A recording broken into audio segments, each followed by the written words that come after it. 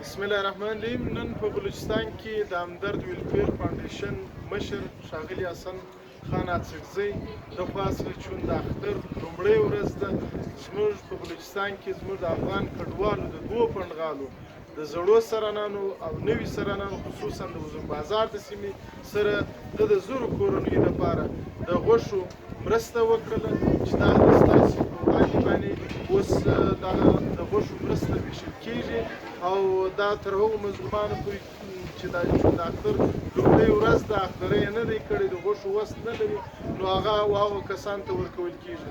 زه د یو افغان کډوال په حیث باندې د ښاغلي حسن خان اڅکزي صاحب او ورسره ټول ټیم منندوی یم. دا لومړی ځل نه دی دا بلکې په لساو په ځله د ده مرستې دي چې د په بلوچستان کې چیرې مظلومان وي لکه دغه چې د دغه مظلومان دي په هر ځای کې د بلوچستان چې وي ده خپل ځان ورسولی دي او دی د مظلوم اواز دی. خو زه د دی پر یو ځای باندې ډېره کوروداني وایم.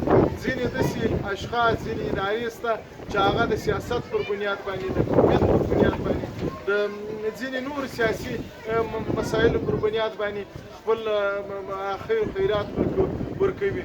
خو چون حسن خان اڅکزي کې دغه فکر او سوچ نشته په ده سوچ دی یوازې د انسانیت د خدمت لپاره دی.